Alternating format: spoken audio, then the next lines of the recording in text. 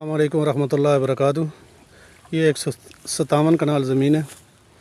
सरकारी रास्ते के ऊपर तकरीबन इसका 600-700 फुट फ्रंट आता है। मेरी तस्वीर भी बीच में ले 16.5 फुट ये है इसका जो ना रास्ता है, सरकारी लट्ठे के ऊपर लगा हुआ है। इसके अंदर ये डेरा बना हुआ है।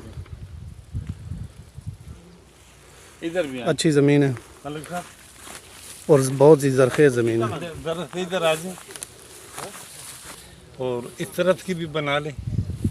ये बुतियाँ भी बीच में ज़रा जूम करके ले आएं। जी लाइए पहले गाड़ी भी ले बीच में, ये जूम करके बुतियाँ भी लें। उधर से फ्रंट गाड़ी भी ले,